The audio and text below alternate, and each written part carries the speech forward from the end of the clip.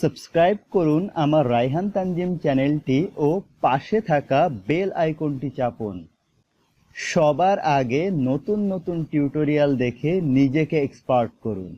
আসসালামু আলাইকুম ভিউয়ার্স, কেমন আছেন সবাই? আশা করি বেশ ভালোই আছেন। তো আজকে আমাদের যে টিউটোরিয়াল সেটা আপনারা ক্যাপশন দেখে বুঝে ফেলছেন যে সাম ইফ আর সাম ইফস এই তিনটা ফাংশনের ভিতরে পার্থক্য কি, অর্থাৎ এই তিনটা সূত্র আলাদা আলাদা কিভাবে কাজ করে।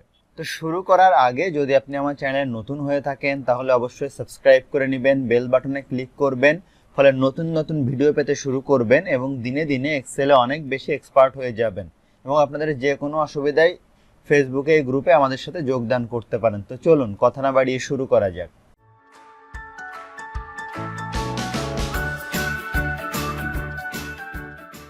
Welcome back. তো দেখেন আমরা এখানে একটি ডেমো শিট ওপেন করে রাখছি যেখানে নাম, এরিয়া, সেলস তিনটা ঘর আছে। তো নামের ঘরে বিভিন্ন নাম আছে, সুলতান, সুলাইমান, অ্যান্টম্যান, ব্যাটম্যান। হ্যাঁ, এরিয়ার ঘরে ঢাকা, যশোর, খুলনা লেখা আছে। সেলসের ঘরে সে কত টাকা সেলস করছে এটা লেখা আছে। তো আমরা এই তিনটা ঘরে এখন সাম ইফ আর সাম ইফস এর ভিতরে পার্থক্য দেখব। তো সাম এটা হয়তো আপনারা কম বেশি সবাই জানেন যে সাম আসলে কিভাবে কাজ করে, তবুও একবার দেখিয়ে দিচ্ছি সুবিধার জন্য, তাহলে আমাদেরকে পার্থক্য করতে সুবিধা হবে। তো চলুন আমরা এখানে সাম লিখে নিই। সাম লিখলাম, লেখার পরে আমি এখানে ফার্স্ট ব্র্যাকেট দিলাম, দেওয়ার পরে বলতেছে নাম্বার 1 নাম্বার 2। তো আমি এই সকল ভ্যালুগুলা কি করতে চাই, সাম করতে চাই। আমি ব্র্যাকেট ক্লোজ করে ইন্টার দিলাম। মোট এখানে 12,300 টাকা আছে। তো এটা হচ্ছে সাম, যে আমি এই ভ্যালুগুলা সাম করে ফেললাম। এখন আমরা দেখব সাম ইফ ফাংশন। তো এই দুইটা ফাংশন একটু মনোযোগ দিয়ে দেখতে হবে, তা না হলে কিন্তু আপনারা এই দুইটার ভিতরে পার্থক্য বুঝতে পারবেন না। তো যদি আপনাদের ভিডিওটা ভালো লাগতে থাকে তাহলে অবশ্যই একটি লাইক দিবেন এবং কমেন্ট করে অবশ্যই জানাবেন যে আপনাদের কেমন লাগছে এবং পরবর্তীতে কি টিউটোরিয়াল আপনারা পেতে চান সেটাও আমাকে জানাতে কিন্তু ভুলবেন না। তো এখানে আমরা ইকুয়াল টু দিলাম, দেওয়ার পরে সাম ইফ ফাংশন লিখব। লেখার পরে আমরা এখানে ফার্স্ট ব্র্যাকেট দিলাম। তো আপনাদের এই যে দেখেন রেঞ্জ, ক্রাইটেরিয়া, সাম, রেঞ্জ অনেকগুলো অপশন আছে। তো আমি সূত্রের উপরে ক্লিক করলাম, এটা দিয়ে দেখাতে একটু সুবিধা হবে। তো এখানে রেঞ্জ হচ্ছে, আমি একটু বলে নাই, সাম ইফ হইতেছে এমন একটা ফাংশন, সেটা হচ্ছে আমি একটা ক্রাইটেরিয়া দিয়ে দিব। যেমন বলি যে সুলতান নামের যতগুলা ভ্যালু আছে সে শুধু এই শিট থেকে ওইগুলাই যোগ করবে। তো এই যে রেঞ্জ মানে হচ্ছে এই নামের রেঞ্জ। হ্যাঁ, আচ্ছা, এরপরে বলা হচ্ছে ক্রাইটেরিয়া। তো ক্রাইটেরিয়া বলতে হচ্ছে যে কোন নামের এগেইনস্টে সে আসলে যোগ করবে। তো আমি চাচ্ছি এখানে সুলতান নামের ভ্যালুগুলা শুধুমাত্র যোগ করতে। সুলতানের নামে যতগুলা টাকা আছে সেই টাকাগুলা সে যোগ করে দেখাবে। তো আমি চাইলে এখানে সুলতান লিখে দিতে পারি, এই যে SULTN সুলতান লিখে দিলাম। দেওয়ার পরে এখানে সাম রেঞ্জ, অর্থাৎ সামের যে রেঞ্জ, অর্থাৎ এই ভ্যালুগুলো আমি এখান থেকে সিলেক্ট করে দিব। আমি আরেকবার বলতেছি, এই রেঞ্জ মানে হচ্ছে নামের রেঞ্জগুলা। আচ্ছা, আর এই ক্রাইটেরিয়া মানে এই নামের ভিতরে কোন নামের ভ্যালুগুলা আপনি যোগ করে দেখতে চাচ্ছেন এইটা। আর সাম রেঞ্জ বলতে যেখানে আপনার এই নিউমেরিক্যাল ভ্যালুগুলো আছে। আমি এখানে ওকে দিলাম। তো খেয়াল করেন এখানে এই যে সুলতানের এই যে চলে আসছে, সুলতানের নামে খেয়াল করেন, সুলতানের নামে যে 500 টাকা, আবার এই যে সুলতান 1000 টাকা, এই যে সুলতান মোট দেখেন 2000 টাকা চলে আসছে। তো যদি এটার উপর আমরা এখন ক্লিক করে এই সুলতানের জায়গায় আমরা এখানে লিখে দেই অ্যান্টম্যান লিখে দিলাম, অ্যান্টম্যান লিখে দিলাম, দেওয়ার পরে ওকে দিলাম। তো দেখেন অ্যান্টম্যানের নামে 3400 টাকা। আমরা একটু খেয়াল করি, এই যে 900 টাকা আর এই হচ্ছে 2500 টাকা, টোটাল 3400 টাকা। তো সাম ইফ বলতে বোঝায় যে আমরা আলাদা আলাদা নামের যে বড় একটা শিট আছে আমার কাছে, এখানে আমি শুধু দেখতে চাই যে সুলাইমান নামে কত টাকা আছে বা সুলতান নামে কত টাকা আছে সেইটা বোঝার জন্য। তো আশা করি বুঝতে পারছেন এবং এইটাও বুঝতে পারতেছি আপনারা হয়তো ভিডিওটা লাইক দিয়ে ফেলছেন ইতিমধ্যে। যদি না দিয়ে থাকেন তাহলে অবশ্যই দিয়ে নেন, কেননা আপনাদের লাইক কমেন্ট আমাকে ভিডিও বানাতে অনুপ্রাণিত করে।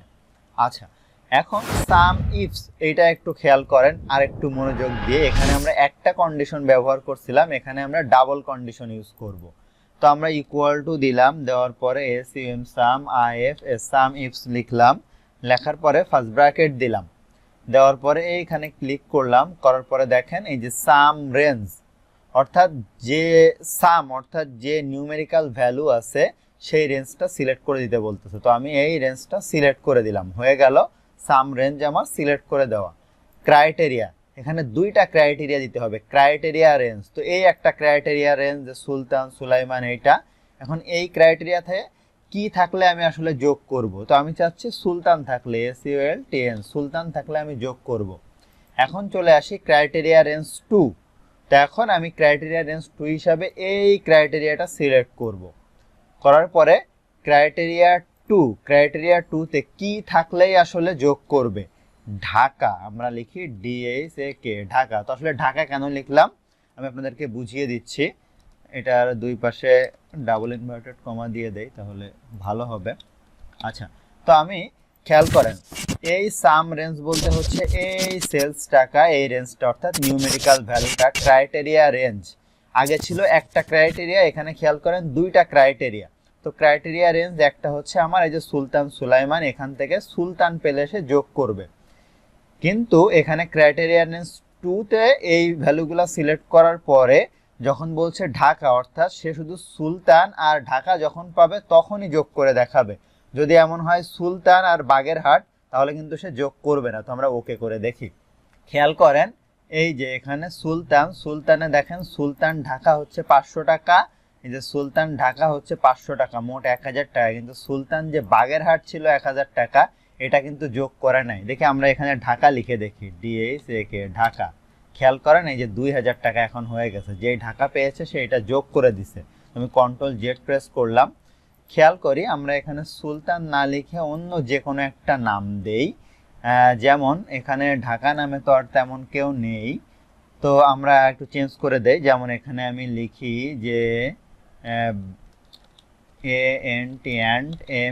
অ্যান্টম্যান দিলাম। আর এই ঢাকা রেঞ্জের এখানে আমি অ্যান্টম্যান কি আছে, খুলনা আছে, KSULN, খুলনা দিলাম। দিয়ে আমি ব্র্যাকেট ক্লোজ করে ইন্টার দিলাম। তো দেখেন অ্যান্টম্যান খুলনা হচ্ছে এই যে 900 টাকা, আবার অ্যান্টম্যান এই যে খুলনা 2500 টাকা। তো 2500 আর 900 3400 টাকা। তো এইভাবে আসলে সাম ইফস এবং শুধু সাম ফর্মুলা আসলে কাজ করে। তো আশা করি ভিডিওটা আপনাদের ভালো লেগেছে। তো ভিডিওটি ভালো লাগলে অবশ্যই বন্ধুদের সাথে শেয়ার দিবেন, তারাও যেন দিনে দিনে এক্সেলে অনেক বেশি এক্সপার্ট হয়ে ওঠে। এবং যদি এখনো পর্যন্ত আপনি সাবস্ক্রাইব না করে থাকেন, অবশ্যই সাবস্ক্রাইব করে নেবেন। তো ধন্যবাদ, ভালো থাকবেন সবাই, পরবর্তী টিউটোরিয়াল পর্যন্ত।